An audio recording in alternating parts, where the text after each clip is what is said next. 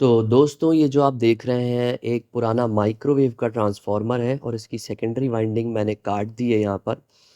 और ये एक मोटा सा वेल्डिंग केबल है, देख सकते हैं इसके अंदर से बहुत सारे कॉपर स्ट्रैंड्स निकले हैं। ये 16 स्क्वायर एमएम का है और इस तार को इस ट्रांसफार्मर की सेकेंडरी वाइंडिंग की तरह इस्तेमाल करने का प्लान है।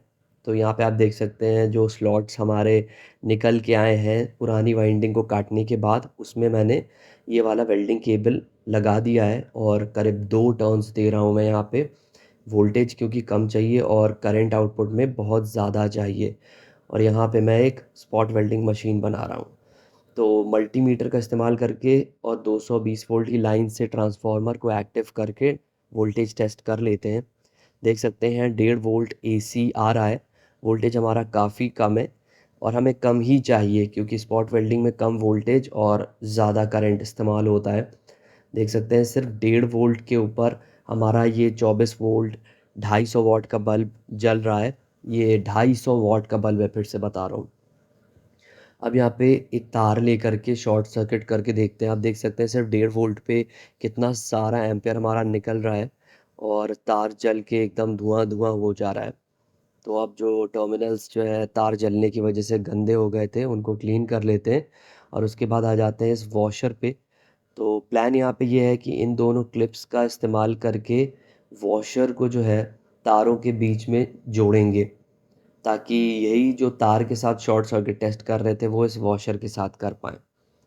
तो यहाँ पे आप देख सकते हैं टेस्ट हमारा स्टार्ट हो चुका है और हमारा वॉशर जो है एकदम लाल होना, ओ इसने आग पकड़ ली। तो आप देख सकते हैं कि कितना ज़्यादा करंट है कि आपका इतना मोटा वॉशर मेटल का पूरा आग से जल रहा है, धुआं धुआं हो रहा है, लिटरली आग पकड़ ली। अगर यहाँ पे मैं पेपर रखूँगा ना तो वो जलने लग जाएगा, पूरा रेड हॉट है। और अगर मैंने इसको ज़्यादा देर लगने दिया तो शायद ये बीच से टूट के अलग भी हो जाए। वही चीज़ मैं फिर से दिखा रहा हूँ क्लोज़अप में एक नए वॉशर के साथ। देख सकते हैं कि कितना खूबसूरत लग रहा है शॉर्ट सर्किट करना। मुझे ये सब करना काफ़ी अच्छा लगता है, सेकेंडरी ट्रांसफार्मर की वाइंडिंग को अगर मोटा कर लें। मैंने बहुत सारे ऐसे प्रोजेक्ट्स अपने मिस्टर इलेक्ट्रॉन चैनल और बाकी चैनल्स पे भी बनाए हैं, आप चाहे तो चेक कर सकते हैं। एक मेरा चैनल है ऑल्टरनेटर चैनल के नाम से और दूसरा मेन मिस्टर इलेक्ट्रॉन चैनल है।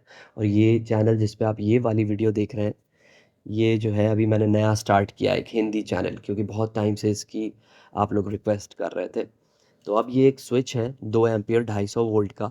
इस स्विच का इस्तेमाल करके इस ट्रांसफार्मर को ऑन ऑफ करूँगा मैं, और ये ऑन ऑफ स्विच नहीं है, ये पुश स्विच है कि लाइक आप जब तक इसको दबाए रखेंगे तब तक ये ऑन रहेगा और जैसे ही आप हाथ हटा लेंगे, उंगली हटा लेंगे तो ये बंद हो जाएगा। तो इस स्विच को मैंने सीरीज़ में ट्रांसफार्मर के साथ और लाइन सप्लाई के साथ 250 वोल्ट लाइन सप्लाई के साथ जोड़ दिया है और हमारा ये कनेक्ट कर दिया लाइन के साथ। तो दोस्तों ये प्रोजेक्ट काफ़ी ख़तरनाक है क्योंकि इसमें हमारी 250 वोल्ट की लाइन का भी इस्तेमाल हो रहा है। तो बेटर है कि आप लोग ग्लव्स पहन लें। ये हमारा ट्रांसफार्मर में टेस्ट करके मैं देख रहा हूँ कि आवाज़ आ रही है कि नहीं। अब यहाँ पे एक पुराना हमारा स्विच है, मेन स्विच, तो उसको उसके अंदर से जो है कनेक्टर्स निकालने का प्लान है। बहुत अच्छे पावरफुल हाई करंट के लिए ना ब्रास कनेक्टर्स उसके अंदर होते हैं और ये हमारा मेन स्विच बहुत दिन से ख़राब और बेकार पड़ा था। तो मैंने सोचा क्यों ना इसको इस्तेमाल करके यहाँ पर यूज़ करते हैं। ये हमारा करंट भी हैंडल कर लेगा और पकड़ने में भी आसानी होगी। ये कॉपर बार्स है और ये बार्स अगर आप सोचें कि मुझे इतने मोटे बार्स कहाँ से मिले, तो आपने देखे होंगे शेडिंग रिंग इंडक्शन मोटर आते हैं छोटे से, तो उसमें कैपेसिटर नहीं होता है, ये उसके शेडिंग रिंग्स हैं। तो उससे मैंने ये बार्स पर निकाले हैं। तो अब कनेक्टर्स में ये मोटे तारों को लगा करके बार्स को फिट कर देते हैं। ये सेटअप एकदम परफेक्ट बैठेगा इन बार्स को होल्ड करने के लिए और तार को भी साथ में होल्ड करने के लिए, प्लस करंट ज़्यादा से ज़्यादा करंट हैंडल करने के लिए भी, क्योंकि दोनों ही जगहों के लिए स्क्रूज एंड बोल्ट्स अच्छे से दे रखे हैं इन लोगों ने। तो इसे टाइट कर लेना है ताकि कहीं से भी हमारा करंट कम ना पड़े, क्योंकि वोल्टेज कम है और करंट ज़्यादा है। तो उसको फाइनली टेप से भी मैंने कवर कवर कर दिया है ताकि दोनों आपस में कांटेक्ट ना हो कुछ भी और इंसुलेशन बना रहे। तो ये हमारा तैयार हो गया है। अब जो 2 पिन आउट्स निकल रहे हैं कॉपर बार्स के, उनको सेपरेट रखने के लिए मैंने इस प्लास्टिक पीस का यूज़ कर रहा हूँ मैं, और इसमें 2 छेद कर लेंगे। ताकि इन छेदों के थ्रू उन बार्स को उसके अंदर फिट किया जा सके, ताकि जब जो है इनको पास लेके आए तो गलती से वो दोनों बार्स मुड़कर एक दूसरे से जुड़े ना और शॉर्ट सर्किट ना हो। क्योंकि अभी आप देख ही चुके हैं थोड़ी देर पहले कि करंट कितना ज़्यादा था। अब कितने भी मोटे मैं कनेक्टर्स इस्तेमाल कर रहा हूँ, वो सब ख़राब ही हो जाने, इतना ज़्यादा करंट है। और ब्रास तो आपका लाइक ऐसा मेटल नहीं है कि मेल्ट ना हो सके, बहुत आसानी से मेल्ट हो जाएगा ब्रास, एल्युमिनियम ये सब। तो ये देख सकते हैं कि मैंने इनको मोड़ करके डिस्टेंस काफ़ी कम कर दिया है, क्योंकि लिथियम आयन बैटरीज़ के टर्मिनल्स पे मुझे स्पॉट वेल्डिंग करनी है निकल स्ट्रिप को। और मैंने जो ये ब्रास के टिप सॉरी कॉपर बार्स के जो टिप्स हैं उनको भी थोड़ा-सा शार्प किया है, पॉइंटेड किया है। तो अब जो ट्रांसफ़ॉर्मर के दोनों मोटे वेल्डिंग वाले आउटपुट के तार हैं, उसमें ये ब्लू वाले जो कनेक्टर के तार हैं, उन्हें कस के टाइट कर लेंगे। और आप देख सकते हैं मैंने एक लोहे के तार का इस्तेमाल किया है। ये लोहे का तार ना सरिया को बाँधने में काम आता है और कंस्ट्रक्शन के काम आता है। तो उसका इस्तेमाल मैं यहाँ पे कर रहा हूँ और ये अच्छे से काम करेगा। अब काट के अलग कर लेते हैं और दूसरे तार को भी जैसे पहले वाले को लगाया है, दूसरे वाले को भी लगा लेते हैं और उसके बाद इन दोनों के ऊपर ही टेप लगाना है और फिर बस हो गया।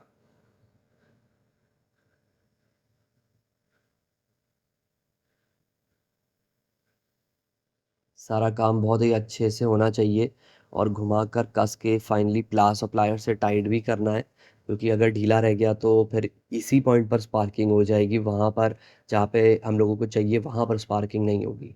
तो जितना ज़्यादा उसको प्लास से दबा सकते हैं दोनों अलग-अलग तार के जॉइंट्स को, वो उतना ही अच्छा रहेगा। तो ये देख सकते हैं कुछ ऐसा आपका बन के आया है। अब ये एक लूकस मैग्नेट है ऑल्टरनेटर का, परमानेंट मैग्नेट है। और ये पुरानी जो आपकी रॉयल एनफ़ील्ड बुलेट्स होती थीं, ये सब उसमें इस्तेमाल होते थे, काफ़ी पावरफुल मैग्नेट है। और इसके अंदर आप देख सकते हैं एक होल है बोर साइज़ का, तो ये लिथियम आयन बैटरी को उस होल साइज़ में रख लेंगे। इससे क्या होगा ना कि ये मैग्नेट जो है, ये पूरी लिथियम आयन बैटरी को मैग्नेटाइज़ कर देगा और उसके ऊपर स्ट्रिप अगर रखते हैं निकल स्ट्रिप, तो वो उसे चिपका लेगा। तो अब स्टार्ट करते हैं टेस्ट। और मैंने वेल्डिंग ग्लासेस पहन लिए हैं, तो देख सकते हैं मैंने वेल्डिंग करने की कोशिश करी है। ओह! ये तो निकल गया, मतलब बहुत ही कम थी, थोड़ा-सा कॉपर के बार्स को ज़्यादा शार्प होने की ज़रूरत है, क्योंकि अगर पॉइंट हमारा मोटा हुआ तो हमारा करंट पूरे टर्मिनल प्लस बैटरी के थ्रू आउट एरिया में डिस्ट्रीब्यूट हो जाएगा और हमें सिर्फ़ ये काम एक पॉइंट पे करने के लिए कोशिश करना है। अदरवाइज़ हमारा करंट फ़ोकस नहीं हो पाएगा और उस फ़ोकस पॉइंट पे वेल्डिंग भी नहीं हो पाएगी। तो अब एक बार फिर से कोशिश करते हैं। यहाँ पे देख सकते हैं अच्छी स्पार्क बनी है और सिर्फ़ एक बार से नहीं होगा, कई बार यहाँ पे हमें स्पॉट्स देने पड़ेंगे। आप देख सकते हैं इसमें स्पार्क निकल रही है, तो वेल्डिंग ग्लासेस ज़रूर पहनिएगा। तो ये हमारी वेल्डिंग स्ट्रिप के ऊपर ये कंप्लीट हो गई है। अब जैसे कि आपने देखा, आपको लग रहा होगा कि लाइक हुई है लेकिन बहुत एक्सीलेंट नहीं हुई है। वो धीरे-धीरे यूज़ करते-करते हाथ सेट होने की भी बात है। अब ये वाले पे एक बार और अच्छे से ट्राई करते हैं, हो सकता है पिछले वाले से बेटर हो पाए। थोड़ा-सा क्लोज़अप में मैंने इसको लिया और इस बार पॉज़िटिव टर्मिनल पे कर रहा हूँ। देख सकते हैं कि एक टर्मिनल मेरा बैटरी के एक कॉपर रॉड बैटरी के टर्मिनल पे है और दूसरा निकल स्ट्रिप पर है। और इस तरीके से मैंने करा है और इस बार मुझे ये लगता है कि फाइनली पहले से ये बेटर हो रहा है।